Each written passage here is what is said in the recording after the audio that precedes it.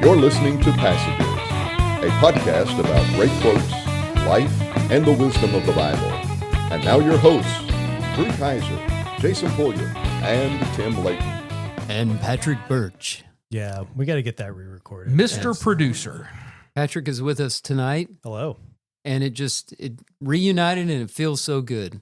Guys, I've looked forward to this. Peaches and Herb. Peaches and Herb had it right. They were thinking about us. I've been thinking about this all day. I look forward to this. Every Wednesday I wake up and I'm like, it's podcast. Yeah, right. It's no longer hump day. It's podcast day. It's podcast day. Yeah. Okay, that's kind of not true. First thing I think is, I got to go to work. It's a wonder we're all walking around. There's so much sickness going on. I still have lost my voice. Oh, man. Everybody I've talked to this week has got flu or some weird stomach virus that's going around.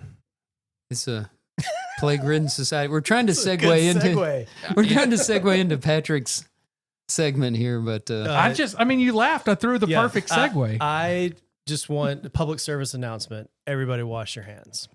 Why, Patrick? And here's why. Yeah. Because the stomach flu, hand sanitizer does not work for the stomach flu.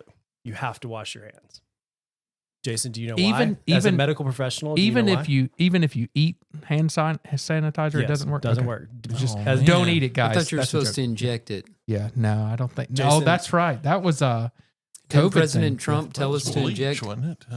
That's right. Had to That's inject bleach. Okay. Something about the virus, the type virus is just resistant to that. It is a non-enveloped virus. Oh. So it's that 0.1%. It's like a postcard hand of viruses. Doesn't get. Yeah. Non-enveloped. Non-enveloped. Yeah. Yeah. Postcards are not an envelope. Wash your hands. Interesting. Yeah.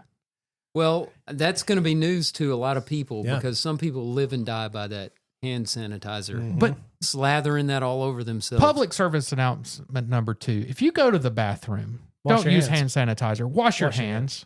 Wash Yeah, it. because it doesn't remove dirt or other filth. And there are a lot of you out there that I have shared restrooms with that don't wash your hands. And you know who you are.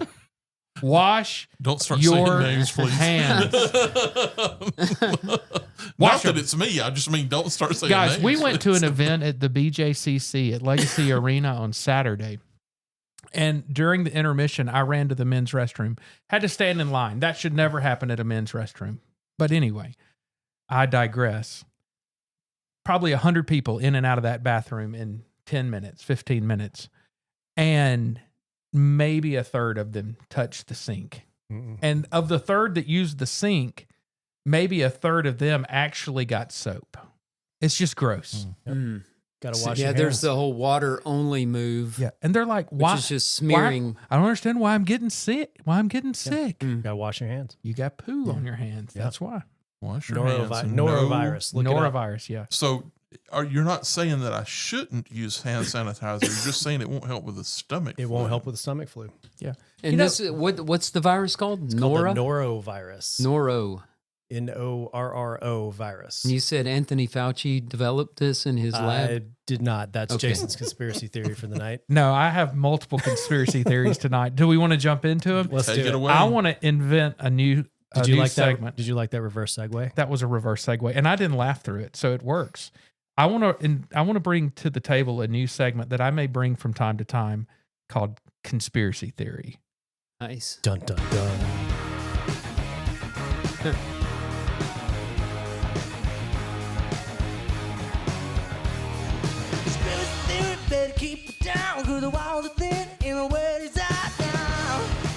Conspiracy theories, guys. I brought tonight my homemade Oh, wow. full hat just for this, and I'm He going to literally place it. had a foil hat. Jason is running his own soundboard and is now wearing a tinfoil hat. Wow. Now, should I wear it? He's getting ready for his solo. Should show. I wear He it is. in the He's gonna British? spring off. Should I'm I wear it telling you. in the British Admiral style? We talked about selfies. that's This very- is going on Instagram. Oh, That's very That is awesome. Peter Pan of you. It is. Or should I go with the turn it sideways? Napoleon. look? Yeah, the Napoleon. Ooh. I should put my hand in my shirt for Listener- that picture. A passenger pole. Yeah, hang on, Tim. Let me get it in a proper picture. This is the Napoleon. Wow. All right. That's beautiful. So we're ready officially for conspiracy theories tonight. So let me get my links opened up here. And I'm just going to run through a couple of conspiracy things that have been worrying me lately. Number one, I'm going back to something that I and my good friend Patrick probably disagree on just a little bit. Not the drones. It's the drones. Oh, no. Guys, man. have you noticed that all of a sudden there's no talking about the drones? I did a deep dive today on the internet. The latest article I found on anything having to do with drones dated December 26th. It's like they've just mysteriously gone away. And we still don't have any answers. Or were never real. Drew, Patrick, I'm so discombobulated now that I can't even say your name. Don't even know who you are anymore. I'm telling you.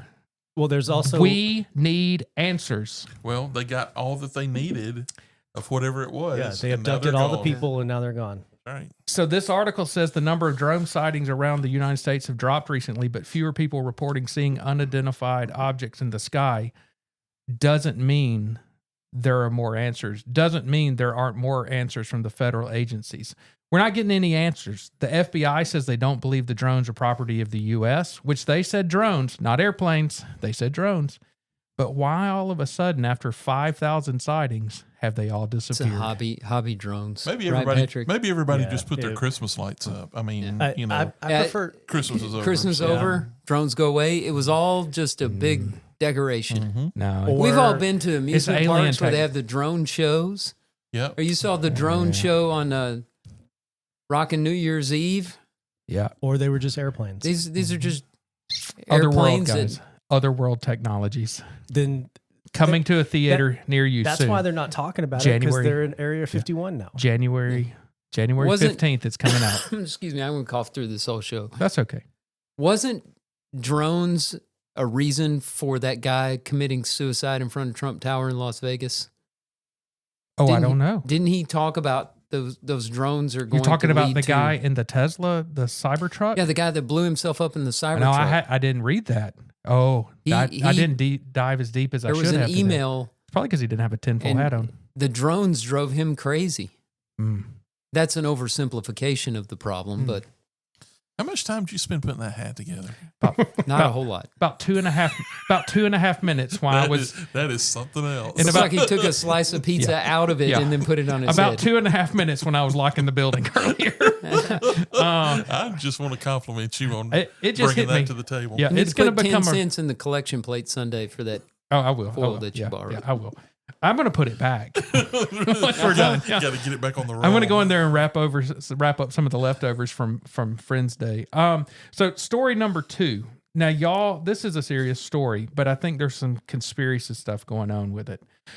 Y'all seen all the horrible news about the wildfires. This is serious. I mean, horrible, bad stuff. 5 major fires burning. Lots of properties gone. They ran out of water. They are. They're having trouble even getting water to put these things out. Did you see the article that was published this morning at 8:35 and updated at 10:58 this morning about the California insurer that canceled policies a few months before the Los Angeles wildfires? State Farm, one of the biggest insurers in California, canceled homeowners' policies last summer in Pacific Palisades. Wow. The same area which is now being ravaged by a devastating wildfire. Do you think that Jake set these wildfires? I think Jake definitely they knew something was coming.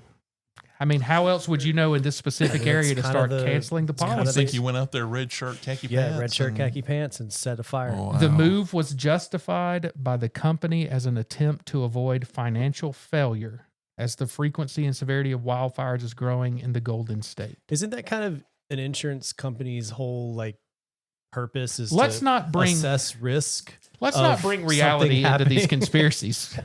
Let's not bring.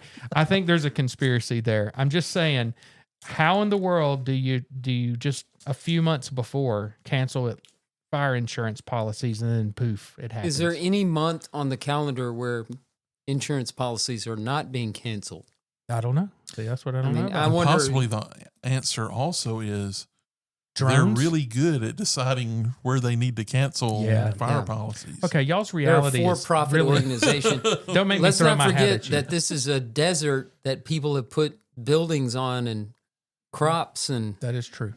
And here come the Santa Ana infrastructure. winds and whatever. like, kind of- why are we running out of water? You're in a desert. I'll introduce you to a word. It's called an actuary. That's like Mama Cleo, isn't it? Can tell the future. A professional who uses Oh, mathematics, statistics, and financial theory to analyze and manage financial risk. And cancel insurance policies. Have y'all seen the Nate Bargatze comedy special, the new one? Mm-mm. He said he had a friend who was an actuary, and he said, I thought that had to do with birds. So the whole time I was asking him, what kind of bird is that? And he didn't understand why I was asking. You're the world's worst actuary. You're a terrible actuary. Well, since y'all brought a lot of reality to that, it killed my buzz. Hey, why don't you try turning your hat? I think Peter that's Pan part style, of the. See if it helps. maybe that'll help. I think Yeah, that it should is. be For part your of the next one. segment. Is we Maybe that'll help rain for on your your last parade. one. All right. Oh, is it not the last one? Oh, This is the last one right here. Okay. I hope it's better than the first two. The drones. The are drones real. is good. The drones are real. Okay. Mm-hmm. All right. This came out January 4th. Hey, can I say something about the wildfires right quick? Because this was something we were talking about. As in long my as it's team at part of a work today. conspiracy theory. Well, did y'all hear that? So apparently people were abandoning their cars, right? Related to the fire. yes. Yeah. And then like the city just came through Had to and just bulldoze it. bulldozed them, right? Yeah. And so I think they said that the reason that they bulldozed them was when those fires started in Hawaii, a lot of the reason that a lot of people perished were people abandoned their cars and then people couldn't get out. Mm-hmm. And so they were basically just clearing the road. And it's like, sorry about your car, but Well, I hope their cars have fire insurance. or car insurance. And not- or bulldozer Oh, insurance. Yeah. Where's that bulldozer rider? And don't have big lithium Batteries. batteries because that's just going to spark a bigger fire. Back to your conspiracy theories. All right. This article came out Number January 3. 4th. Number Americans last. alarmed. This is a New York Post, so you know it has to be true. Americans alarmed by chemical fog spreading across the U.S. Phenomenon sparks bioweapon conspiracy theories after drone sightings.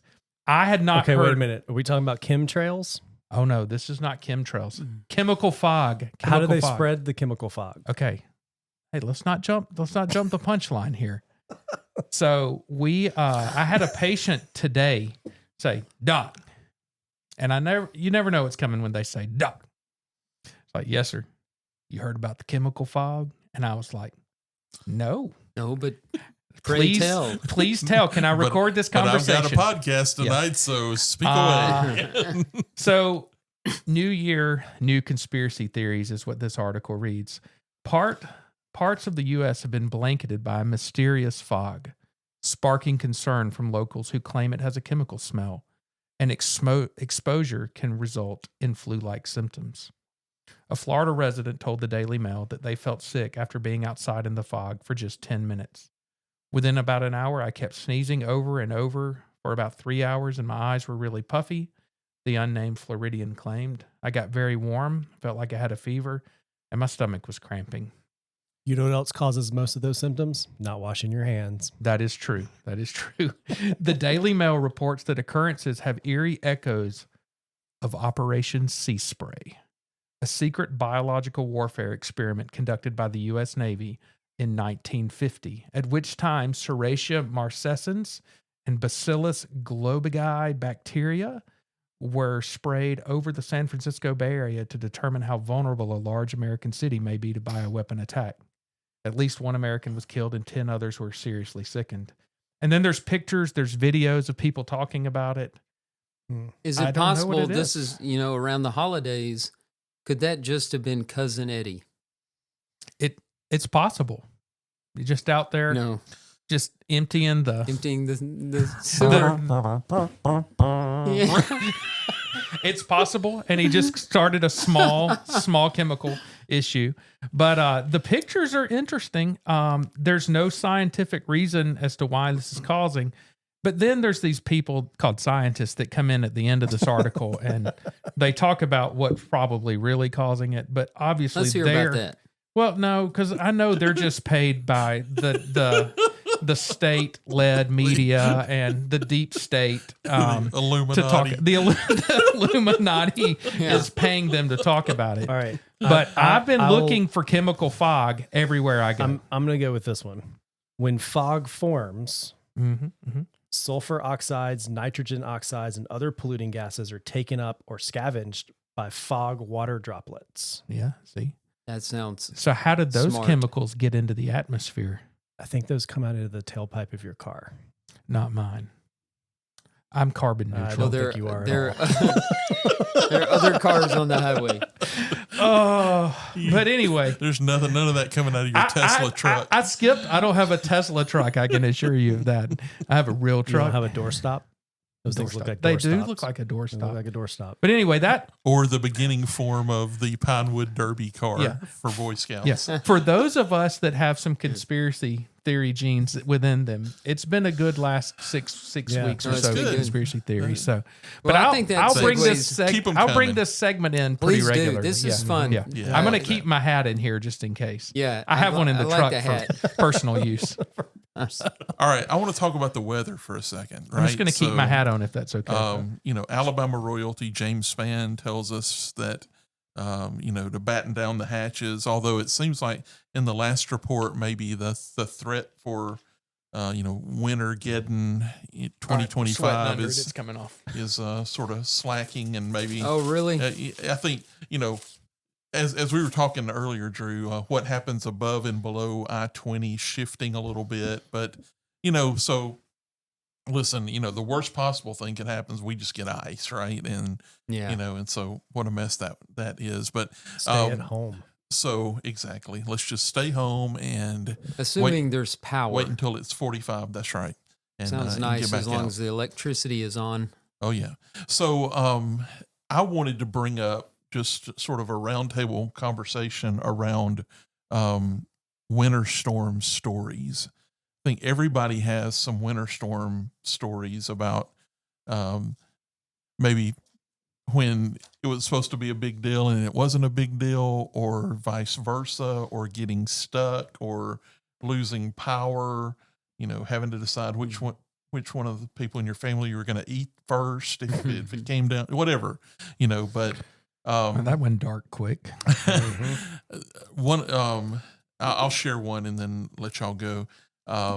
So of course, probably the most famous winter storm around here was in 1993. In fact, it was called Winter Storm 93. The blizzard of And, 93. And so we had, I don't know, in places probably a foot of snow, certainly, 8 or 9 inches in a lot of places in Alabama. And you called it a winter storm, but wasn't it in April or something? It It was was in March. March. It was Yeah, March. It was in March of 93. And one of my memories related to that storm was leaving work. So at that time, that was in March before Millie and I got married in September. So I was living in Munford and I was driving from Hoover back home, the day before it hit, right? Because, everybody was out for several days. And I remember coming through Leeds and grabbing some food, jumping off the interstate, grabbing some food, and watching it thundering and lightning, because that's sort of how it came snow. in. It was thunder Mhm. snow, and then it came in a big way. Oh, it was awful. We were, out in rural Munford, Alabama, and somehow our house kept power the whole time. Oh, that's Because so many places were like, yeah, we cut up our coffee table and used it for, wood eventually. I mean, it was bad. It was, places, it was 4 or 5 days before, folks were able to get out, and a lot of that without power. Millie had a bad situation at her house where, they were trying to pack some food in the snow so that it wouldn't go bad, and then the animals got into it. It was a disaster. And but anyhow, so I just remember the thunder snow that sort of stuck with me. So Well, my story, and y'all may have to help me out on what year this was. This is more recent. We refer to it as the snowpocalypse. 2014. That's 14 what sounds right. I'm sitting here looking for the pictures from it. It was January of 2014. My memory comes from that. It was a weekday, and I was up here at the office, which like I've been for the last 24 years. Say that with a little more pep in your voice, Drew. For the last 24 years, I had the privilege of being up here at the office, and it snowed during the daytime. And so I didn't really have any trouble getting home. I went home a little earlier than usual because of the weather, and got home before Julie and the kids. And this is when Julie was a school counselor at JCA. Both the kids were in school there, and they were young. 2014, Jackson would have been 5 and Ava would have been 9. And they got stuck at the school. And this was also on my birthday. Mm-hmm. So I was home by myself, had power, and lots of firewood. And I just sat in a comfortable chair under a blanket in front of a fire watching TV. And I believe they lost power at the school. Oh, yeah. Yeah. And they were in the dark, sleeping on the floor overnight. They were stuck up there overnight, part of the next day. But that was the one where so many people were stuck on the interstate, right? Oh, yeah. Yes, people were stuck out like on I-459 just in the middle. Had to spend the night in their cars. Up and down that hill there next to Buc-ee's, right? That was a problem for Leeds. If you had to go over that hill, you were just not going to go anywhere. Right. Some of us made it over that hill because that was going to be my story, was that same storm. The staff came and got me out of the exam room, and they're like, it's snowing outside. And in typical form in Alabama, I said, it's just a flurry. It'll stop in a few minutes. And then I came back up front with the patient like 15, 20 minutes later, and the roads were white. I was like, let's just shut down and go home. And Cassie was teaching at the elementary school at the time. Taylor was at the elementary school. Sam and my nephew were at JCA. And she said, I can't get out of here to go get him. Can you go get Sam and Luke from JCA? And I was like, piece of cake. I'm in a nice SUV. I'll drive down there. Well, I got there and got them loaded up in the car, and then started the very slippery ride back to Leeds. And when I got to where Buc-ee's is now, that Chevron station, cars were going up the hill and sliding back down the hill.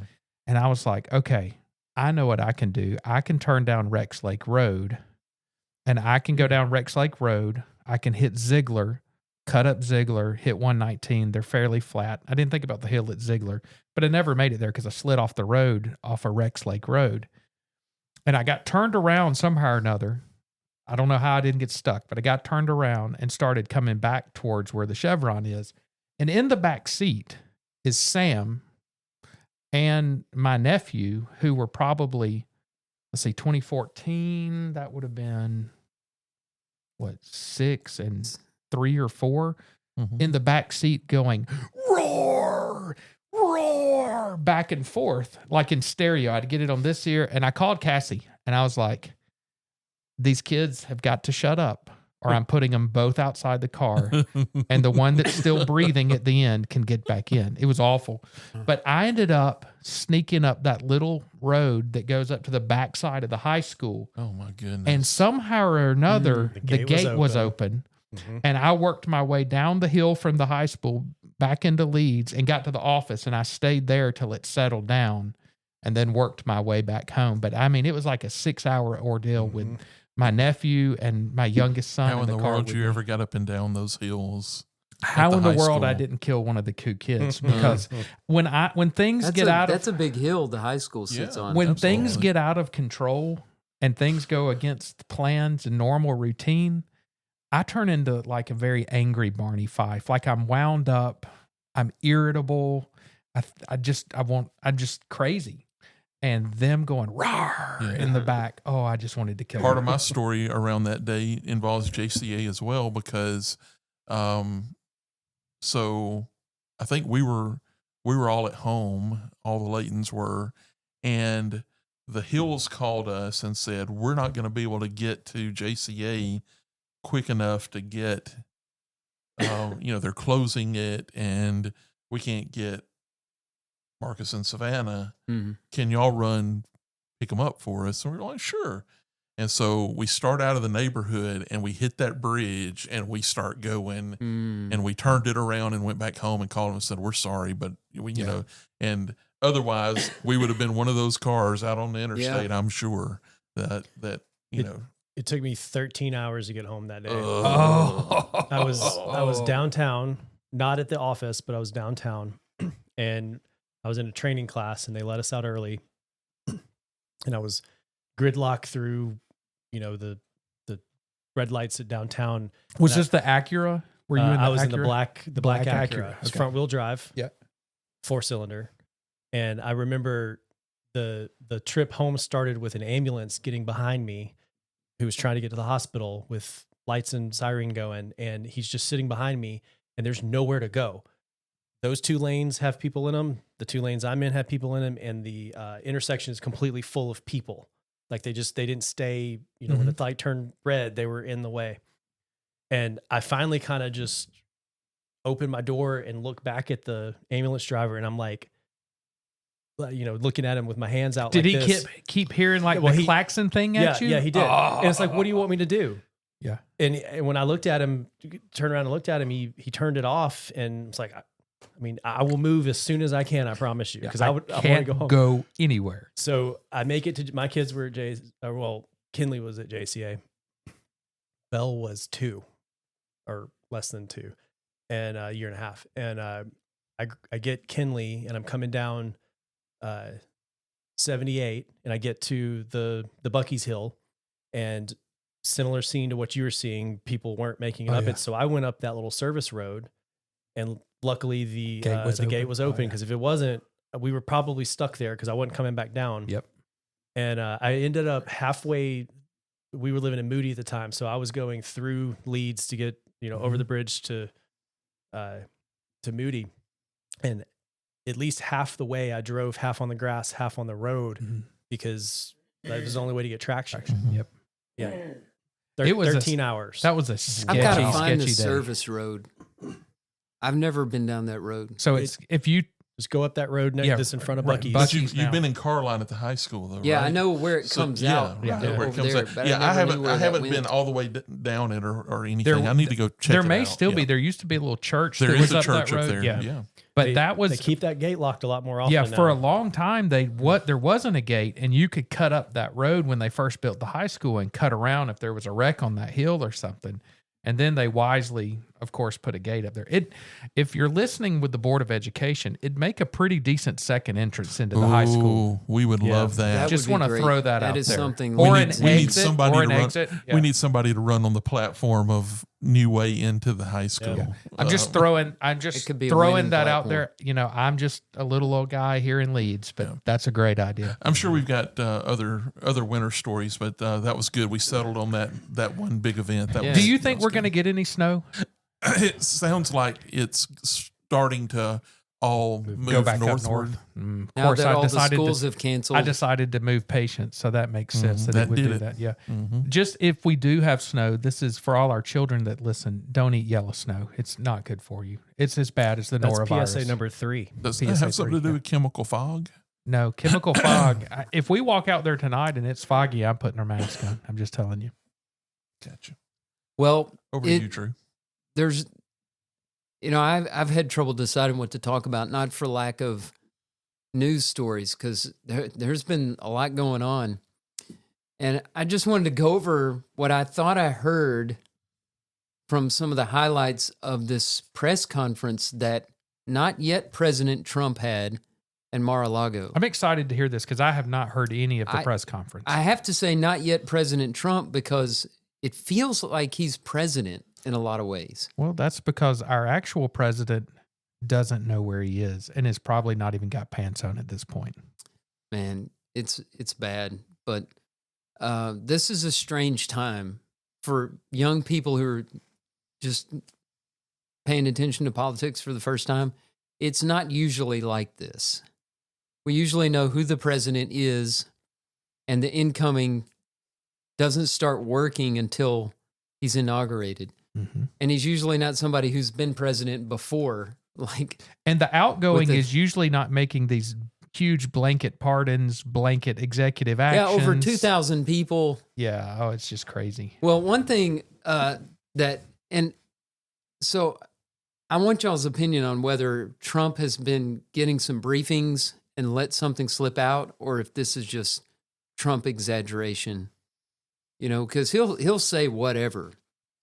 But one of the things he said, this was yesterday, he suggested that Hezbollah, the terrorist group that's been in Gaza, it's a Syrian group, I think, or Lebanese, may have been involved in the January 6, 2021 Capitol riots.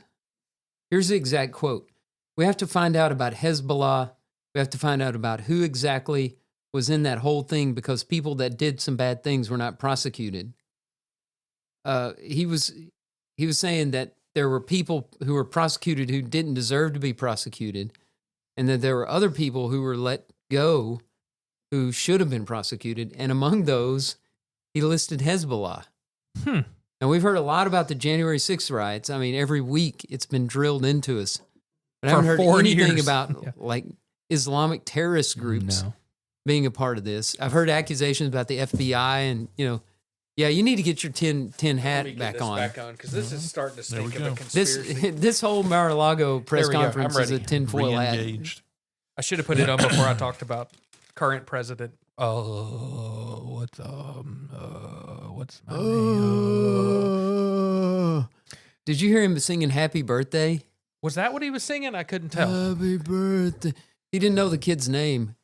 Happy birthday. No, but he knew the scent of the kid's hair. I'm pretty sure. Oh, wow. Sorry, probably too much. So, I mean, wouldn't that be crazy if Islamic terrorists were involved in the January 6th riots? It's not true, right? There can't be any truth to that.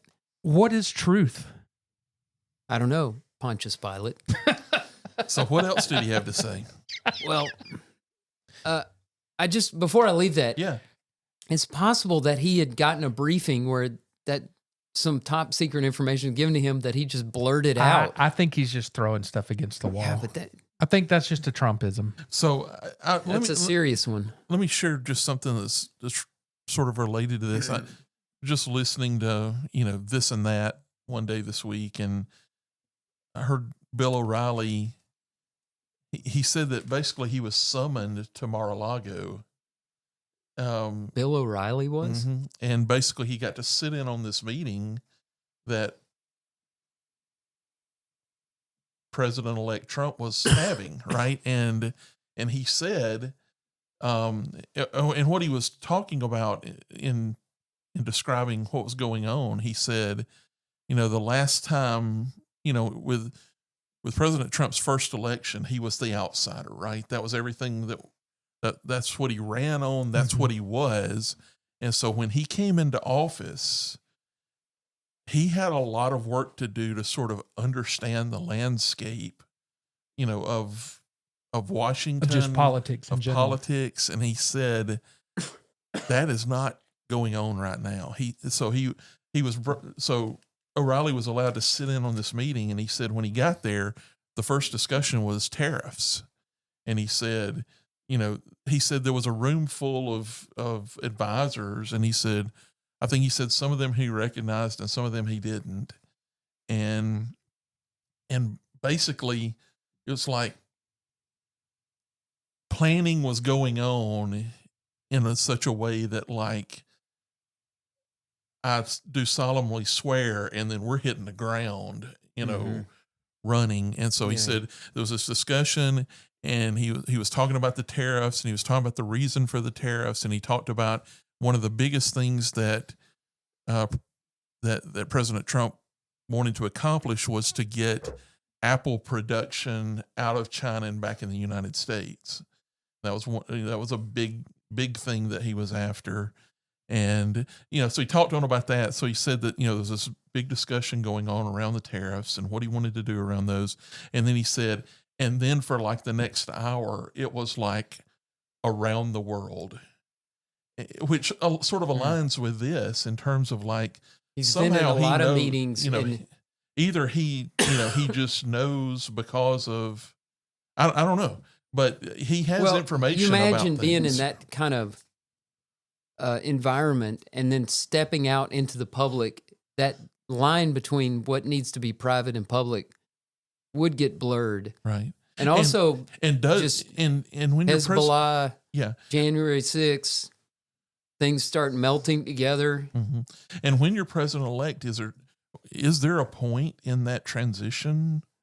I mean, prior to the oath of office where you begin to get briefings, right? Yeah, now I know that's true. But you're also not supposed to be doing business with foreign governments or discussing those things, right? Isn't that part of where the whole Russia collusion thing came in? Doing the business and discussing them might be two different things. That's true, right? Maybe. So I don't know. Well, there was more craziness, or maybe it's not crazy. I don't know, but he discussed the possibility of using military force to seize control of Greenland. Yeah. Now, I want him to tread carefully. Because of the natural resources there? Well, strategic location is close to it's very green. Russia. No, Patrick, Iceland's green. I've got some bad news for you, man. I know. And Greenland's covered with ice. Yeah. Is that right? I mean, nobody is talking about the Vikings, but I hear those guys are pretty good warriors. I would love to talk about pretty good football why team. They got those names crossed up, but it goes under the hat. Can't talk about it. There's a conspiracy about that too. I think Leif Erikson came up with that. Yeah, Leif. Yeah. He wanted people to think Iceland was not habitable and he was mislead a them to forward Greenland. for the Rangers, right? Oh, not hockey. You're talking about totally different time. Just a little before that guy's time. Okay. Yeah, but Trump wants Greenland. Who has Greenland? Denmark. The Dutch. Oh. Is it Dutch or Dane? Oh, if you're in Denmark. Dane. If there is I think you're right. I think you're Dutch Dane. is Dutch Dutch. is Holland. I think you're right. There's one thing I've misspoke. One Norway? thing I hate is people who are intolerant of other people's cultures and the Dutch. Thank you for that quote from Austin Powers. Sorry, back to you, Drew. No, that's good. I wonder if the Danes are going to fight us for it. I think there's like 3 people living in Greenland. Yeah, I think we could take them. They fight also, with it has Danishes. natural Okay. resources. Did you mention that? A lot of these things Natural we're making batteries resources, out of Yeah. are in the ground up there in Greenland. Probably oil. Didn't he want to also use military force to take the Panama Canal? Yes, Is that that's next on on your his list. Is Panama Canal. And rename it? Used to be ours. He said it was a disgrace that Jimmy Carter's not even cold yet. Well, no, he is. He was He's been cold dead 2 months ago. since before the election. He called it a disgrace that Carter gave the Panama Canal to Panama, and he wants it back. Well, they gave him the Panama hat, and he thought the hat was cooler than the canal, so it just made sense. I didn't know that story. It is. It's a historical the rest tidbit. of the story. And also the Panama Jack T-shirt. Yeah, that's right. Those were cool back in the day. Yeah. Listen, when I was in high school, you were cool if you had some Panama Jack. I had more like Panama Joe, who was a fake version of Panama Jack that He they wants sold at Walmart. Janimal Pack. He wants Greenland to be a part of Back the to you, U.S.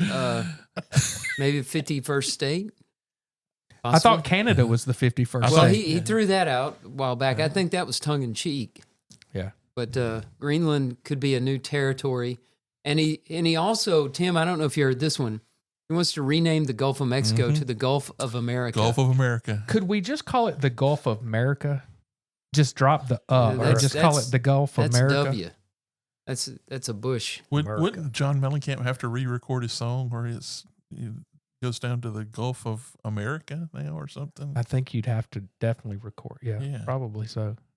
He did in that press conference mention using economic force to turn Canada into the 51st state. How about the Magulf? Could we call it the Magulf instead of MAGA? It's just the Magulf. You'll have to MAGA spell that Gulf. out for. Just MAGULF. Magulf. Okay, you're not making an acronym. You're just I'm just saying making that's. a play on the acronym. I'm just saying the Gulf of America putting is Gulf kind at of the end of boring. it. That's Or maybe there's the another Gulf. acronym for Make Canada Great for the First Time. Something. Yeah. I mean, if we're renaming the Gulf Make of Canada Mexico, great. let's come up with a better name. Period. Finally. Oh man. me. That's a campaign you can. That's a slogan you can run on. Make Canada great for the first time. Their prime minister stepped down, so He did. So you're looking for a new. It may just be time to go ahead and declare. Make Canada great for the first time.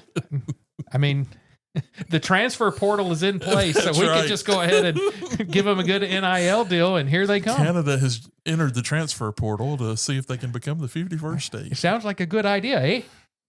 Would we make it? You need to work on that, Jason.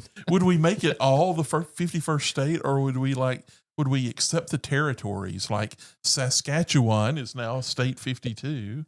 Ontario is. At some point, we run out of rooms for stars on that flag, though. That's true. Well, I know what Alaska wants. We could do another row, couldn't we? Alaska wants to divide that up. They don't want to lose their status as the largest That's state. right. They would lose that, wouldn't they? Yeah. Maybe. Is The interesting all of thing is, Canada you bigger know who than hasn't chimed Alaska in yet? on this are the Canadians. I don't know how they feel about it.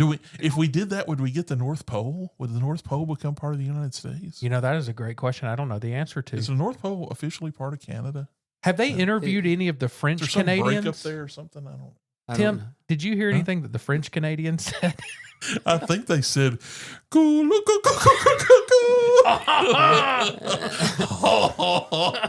Enchanté. Under international law, the North Pole is not part of any nation. Okay, Well, I think we should take it too. we should. Yeah, good luck getting it from the man in the red suit. I want the North Pole before I want Canada. He's getting old. Canada has submitted a claim to the United Nations to include the North Pole within its territory. But this There is all claim- this land for grab. Yeah. I've never realized this, but up north, there's just land nobody's claiming. Yeah. Russia disputes this. Of course. claim. Yeah, because I mean, Of course they do. aren't there like the Yukon Territory and stuff? We could claim those in a heartbeat, right? I mean, there's only 3 people that live out Look, there. if you're claiming the Gulf, Canada, and Greenland, I think you're pretty much open to claiming whatever Might as well you go want. ahead and take it while you're Right. there.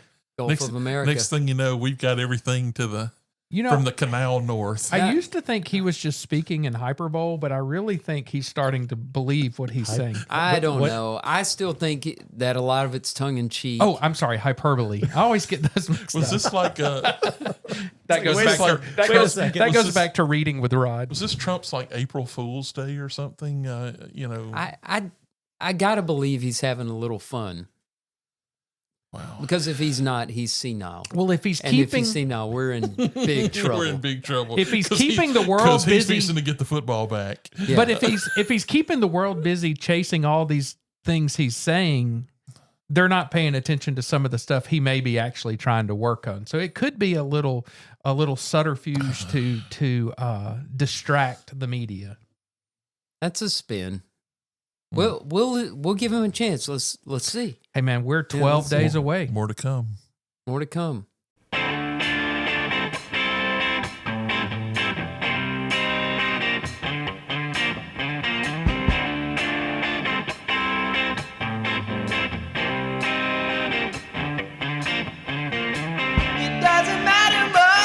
All right, we're back with a Bad Preacher segment. Bad Preachers. Put your hand on that television set. And you wouldn't go about establishing your own kingdom in the video room. That's right, Patrick. Isn't that something called a moshoko mazata? Could it be? All right, this one, I was starting to kind of fade on the Bad Preacher segment because everything I was looking at was kind of the same problem. Yeah. But I found something new, Oh, something we haven't encountered yet in Well, our we need a- investigation. We were getting to where it was like we were running preacher out has of a break, Yeah. you know, like a mental break, and yeah, we were just- running out of really good material.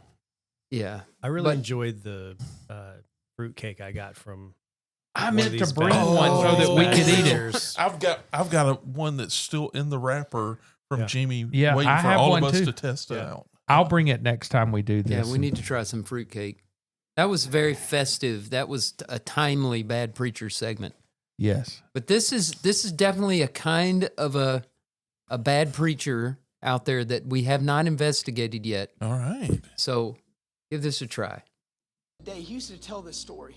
This pastor was at a bus stop, and he's standing there, and he's got his Bible in his arm, and this like homeless guy walks up to the pastor, and he goes, "Hey, bro, I just scored a bag of weed, but I don't have any paper or anything like that. Like, do you have any paper that I can roll it up with?" And the pastor goes, "Well, hey, man, I don't have a lighter." But he felt the Holy Spirit say, "Give him your Bible and tell him to smoke the Bible." He hands the Bible to the guy, and he says, "Hey, you can smoke every page in this Bible as long as you read the page before you smoke it." He said, "I want you to start in the book He's of rolling John." a bud right so now. he takes the Bible and he leaves. Like a couple months later, the pastor's at the bus stop, and he's standing there waiting on the bus, and a clean-cut guy in a suit and tie, he walks up, and he goes, "Hey, preacher man, do you recognize me?" And the pastor's like, "Nah, man, like I can't. Like, do you go to my church?" He's like, "No, I was the guy you gave that Bible to." And he said, "I smoked it." He said, "But I smoked the book of John, I smoked the book of Acts, but I got to Romans. And in Romans, it started working on like that I was living for my flesh." He said, "So I got to Romans." He said, "To be honest with you, I put all of this down." How many times do we ask people to put the blunt down before they can pick the Bible up? You've got to put the bottle down before you pick the Bible up. Many times we keep this away, and we want everyone to fit in with the church, and we think the church will change them. The Bible changes them every single time, but we never unleash the Bible in people's lives because they don't look like they should be holding a Bible. A pastor He thinks he just had a moment. Wow. I don't believe a word he said. Smoke the Bible. How can we get some music subtly playing behind the speaker? I was thinking the That same is thing. such a cool thing. Changes the- Patrick, can you make that happen? I can That make would have been happen. different. It would have hit different I might get without fired. the music. The video kingdom will come crumbling down. And the walls came a tumbling down. Yeah. This then preacher's I talking smoke about Romans. marijuana. Is he rolling a see- blunt on stage? Yeah, as he's you doing said? that while he's... Now, I don't know that there's actually It's probably oregano. weed in there. He's probably just doing it as an object lesson. But this whole thing that, I understand we're not to judge, but you can take that too far. There's that's called enabling, right? Or Yeah. to some degree, right? Here's the paper to help you roll up your weed, and it's God's word. don't roll your marijuana in a But Bible. you got to read it first, because I know eventually. Let's make this deal. I'm going to make this deal with this drug addict that he's keep going to doing read. what you're doing. You can use this paper, but Read it first you got to read it. No, didn't So happen. I hold in my formerly nicotine-stained fingers a pocket-sized Bible here. And if you were to tear one page out, you got a Snoop Dogg right there. that's a big roll. Yeah. Right? I mean, I don't know. I'm just saying, on a small little thin line Bible, that's a pretty big page. Yeah. It's a pretty big joint. And if you It's out of smoke a Cheech and the Chong book movie. of John, which is in this book, in this little version, is a about couple hundred pages or 25, something. That's 30 quite a pages few. long, and then you jump into Acts, you're talking some serious real estate. I'm just saying, you've eaten a few bag of Doritos by the time you're he got to done. Romans and he Here's was a fun baked. fact. Yeah. Here's a fun fact. You're Luke wrote half of the New Testament. Have y'all ever heard that before? In terms of pages, the book of Luke and the book of Acts together are half the New Testament. It's a fun fact. Well, yeah. if you So go just that he smoked those He smoked three others. He smoked John and Acts, and then there's about 60 he found his pages. spot in Romans when he stopped. Oh, he didn't start in Matthew. No, he said he I smoked wasn't John paying and Acts. attention. Yeah. He was smelling sound by the time he got to Acts. There's no doubt about it. I'm with Patrick. It didn't happen. There's no way. This dude that is Tasting a colors made-up and story. smelling sound. And Yeah, and he you totally guys made can it. imagine what this guy looks like who's doing this. He's got skinny leg jeans on. There's no doubt. Black Holes- with t-shirt. with holes in them. Black t-shirt. I haven't No. seen it. No black t-shirt. Does it have a lion picture? No, just Roar. actually I closed the video, but Oh. he had a hipster haircut, Mm-hmm. long beard. He was Which there's nothing dressed wrong in really with. frumpy clothes, and Just saying. and he said like 100 million times. And he was talking This in pastor this goes to whisper. this bus stop, And he's talking in this whisper like- tone.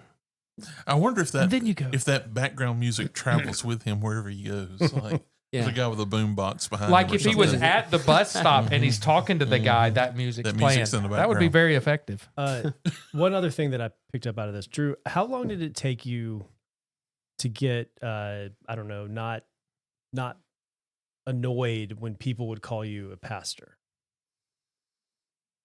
Or did you ever? I don't think it ever annoyed me, because most people don't understand the organization in the Church of Christ, and they call their preachers pastors, and I know that. I get a little more annoyed with the titles of reverence, like reverend, just a title in general.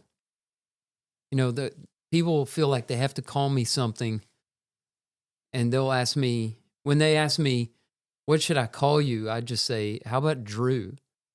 And that comes across pretty well with people. Really? I can call you Drew? Yeah. Reverend Drew. I would prefer that you call me just Drew. Now, he did drop a Preacher Man reference in there. He said that guy came back up to him Hey, clean Preacher cut Man. and was like, hey, Preacher Man. And there's only one Preacher Man in my life. That's right. Yeah. Yeah, we got it. Tim and I told that story on an early podcast about the guy Jason's talking about. But not part of this, right? Not part of this, so we got to come back to that. Yeah, we need to stick a pin in put a Preacher pin in Man. that. Because there. Circle I'm not even back. sure if that's available anymore. So, yeah, podcast that is would be that? a good story to tell sometime. Yeah. It was the Wide Margins podcast. Oh, that's still out there. Widemargins.com.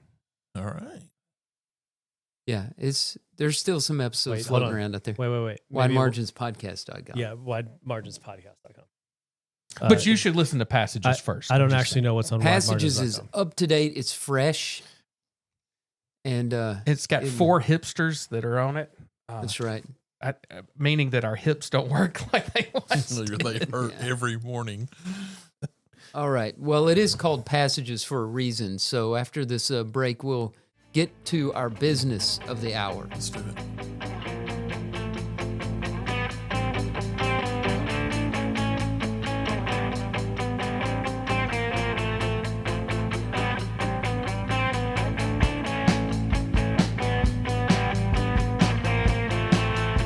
We're back with this week's passage attributed to Chinese proverb. Don't know the author, It's an interesting name.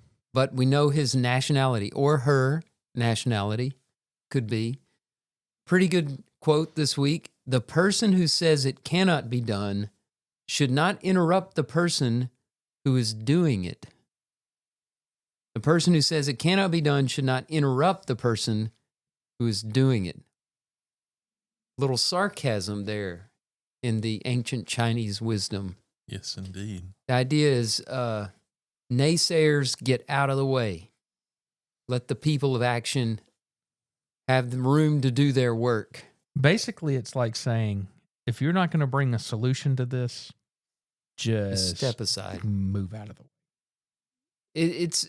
We talk about negativity and criticism a lot on this podcast because you need encouragement in a world that's so full of that. And this is another one of those things. Negativity not only hurts itself, it's contagious. It gets in the way. It blocks things up. So the problem isn't you don't believe, or it's not just that you don't believe. The problem is that while you're not believing, you're in the way of the believers and dreamers, the people who are trying to make things happen. Well, and anytime you're trying to do something positive, you can get bogged down by those that are trying to tell you everything that is wrong about it or that you're not doing exactly correct. And if you get bogged down in that, you won't get things done. And I think about Nehemiah when he went back to build the wall. There was a lot of that going on by, what was the guy's name? There was a group of Sanballat. Wasn't that one of the guys that was discouraging him and Tobiah. stirring up the people against him? I mean, it's one of those things that, I mean, even however many hundreds and years ago that was, or a couple thousand years ago that was, there were naysayers to the positive work he was doing, saying you can't do this. And if he had listened to him, he'd have never got the thing rebuilt. But he said, I'm doing a great work and I can't come down. That's right. I mean, I think that's... Just keep on working. Yeah, I don't know. I think think if they're in your way, work around them. That's right. Just keep on going. Drew, you remember the guys in Antipofka when we were building the fence around the church building? So that's in Russia, right, for people who don't know. So Drew and I, sometimes our mission trips are more like prison camps, but sometimes every time we've been on a mission trip together. I really hate I didn't make any of those trips. We do too, but man, I hate that. Skills. If you had made you that's have right. medical skills. They want you working on eyes. I'm so thankful I never had to go on one of those hard labor camps. That was much of the problem, is that we had no discernible skills. They're like, you see this pickaxe and those rocks? Have fun. That's right. Here's a pickaxe and rocks. Here's a post hole. We're digger. totally useless. We go over there. We can't speak the language. Here's a sling blade. Get after it. And so we supported a church in Antipofka, Russia, and we went over to support them, help them, and our physical project while we were there was to build a fence and give them some protection around the church building. And so, we were just following the instructions. It's a pretty interesting trip because, the first thing we had to figure out was how to get all the materials. And it was like you go to a different store for every single thing. There was no Lowe's in Russia, right? No Home Depot. And so that took a while, but then we got to the building process, and how it relates to this quote is the men in that village, who, hope I'm not being too harsh, were relatively worthless.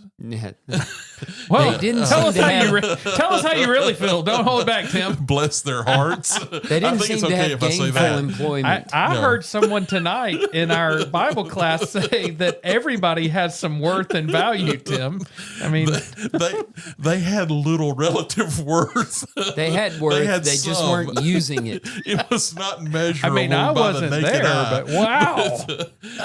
But they would come by and give us advice on what we were doing wrong and how they would build a fence that clearly they had never built before. Keep in mind, we can't speak Russian, so that they were really getting in the way because we couldn't understand them, and they're standing in the way, and it's cold and it's raining.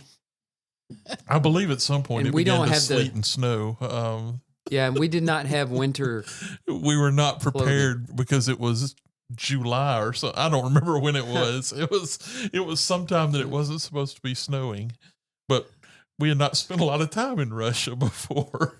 So anyhow, but yeah, I was just reminded of the guys who would come by. It seemed like maybe as they were walking laps or something around the village and tell us as they were not doing anything what we were doing wrong. And that brings to mind this discussion. That's a good example. I think sometimes even if you can't end up not achieving the original goal, what we're talking about here is what can be done. You learn a lot in the journey. You learn a lot through failures, and maybe you don't reach exactly the goal that you were after, but you get 75% there, or you get to a different place than you thought you would be, but you get you do a whole lot more and a whole lot better than if you didn't do anything at all and just said, hey, we can't do this. Let's not try it. Yeah. And it goes back, and we may have talked about a quote in the past. They're all starting to run together, where we talked about that if you're going to bring up complaints against something that's being done and you're not going to be willing to try to solve it or help along with a solution, then really you're just standing in the way of progress. And that's what's going on here. So I looked it up in Nehemiah, the story we were talking about. And I think anytime that someone tries to interrupt us saying something cannot be done or a work can't be done, like those two men, it was Sanballat and Tobias said, or Tobiah. This is the prayer that Nehemiah said in chapter 4, beginning in verse 4. Hear, O our God, how we are despised. Return their reproach on their heads and give them up for plunder in a land of captivity.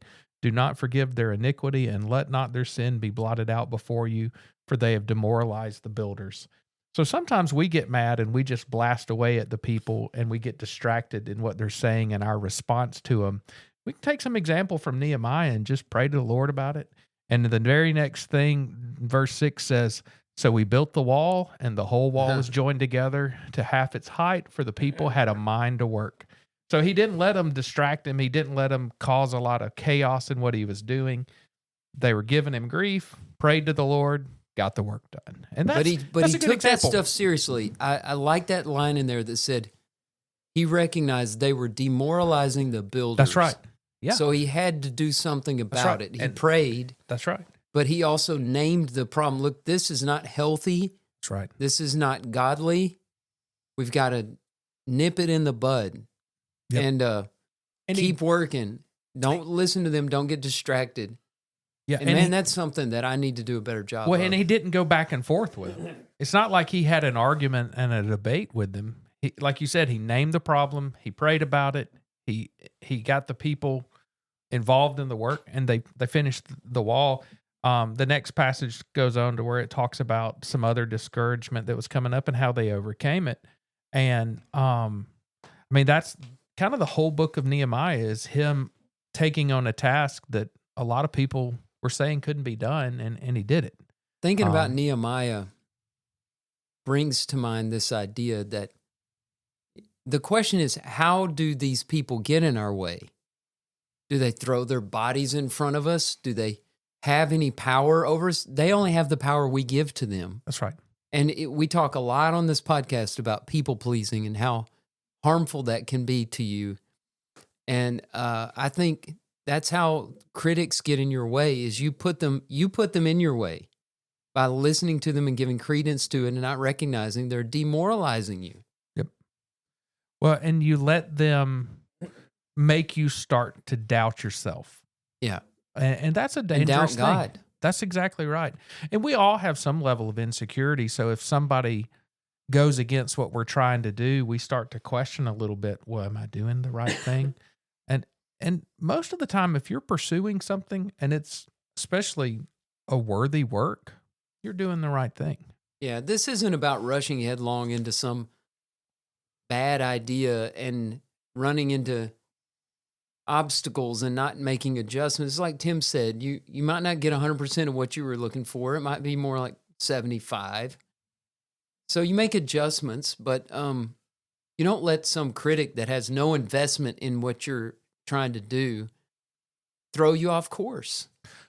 And that comes down to the source of the criticism, where it's coming from. You know, there's a number of proverbs that will say that the corrections of the wise are, I don't know, sweet to your ear. I mean, this is the Jason kind of paraphrasing it. But, you know, there are certain people in our lives that if they come up and they see something you're doing and they have a question about it, sure, you may want to listen to it because they've earned the right to give you that opinion through their life history. But if it's just the general naysayer or rabble-rouser coming up, you just let that one go. Or you name the problem and you address it to God, and then you let it go and keep working. Yeah. You know, I think this attitude of you know, getting to work and not letting naysayers get in our way, when we apply it sometimes to church work, we are really good. We've developed a pretty solid system here at Asheville Road in terms of how to plan our work. I mean, I'd put it up against just about anybody else who does something similar to what we do. Got a lot of really intelligent folks and gifted folks that, they're creative, they have good ideas, and they know how to, estimate things and size things and bake it all together. I really think that all that's good. Sometimes what I wonder about is if we ever shortchange ourselves with not baking enough faith into some of our plans, process, yeah. right? And so, because those things we're doing, this is not, believe me when it comes out of my mouth, I'm not saying anything negative about what we do, because I think it's awesome. And I think it's so good and such a, it's been so good for our church in a lot of different ways in what we've done. But a lot of times we say, hey, this, it's going to take, $7,863.42 for us to make all of these things happen this year. That's what we're going to do. And then, sometimes maybe laying on the floor is this very interesting idea somebody's come up with. And, and we say, but, that the history would show us that's what we can do or whatever. Yeah. And I wonder in relation to, to what we are really able to do, sometimes do we bake in enough faith in people and faith in God to allow us to exceed what we've ever done before? Because, sometimes in that is, well, hey, we've never been able to do that before. Well, what makes you think we could do that now, right? And what I'm saying right now sometimes sounds a lot like money or whatever, and that's probably some component of it. Sometimes but that's other part components, of it, yeah. it's, how much work are we going to, invest ourselves in? And I just think that when it comes to the Lord's work, there's a business aspect to it, but we always need to make sure that there's a faith aspect to it, to what God, the promises of God, that He can do more and He can bless us more than we can imagine. And sometimes we always need to challenge ourselves to take advantage of the blessings of God and the promises of God. And part of that is somebody might tell us, hey, this can't be done. We don't need to always listen to that. Right. We have to remind ourselves, like you said, this is not a business. It is a church. And the church is driven by faith. So,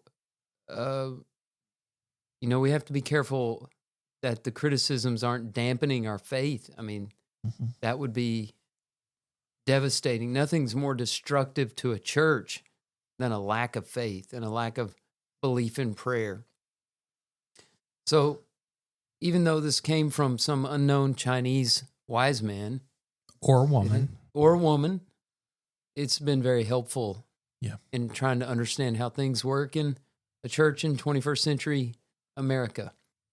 And no matter what we do, a can-do attitude is going to take us places, right? I mean, it just is. And it's hard, but you got to stay positive. Yep. Got to stay positive. Well, that's been a good one, and I appreciate everybody joining us.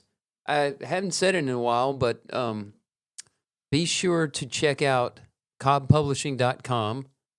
Cobb Publishing is one of our sponsors, and we're grateful to them for all their support. You can find all kinds of great titles on that website if you check it out. And also go to Instagram. If you don't already follow us at passages_podcast. And there you'll be able to see pictures of Jason in his tinfoil hat. You'll get a nice, what do you call it, Patrick?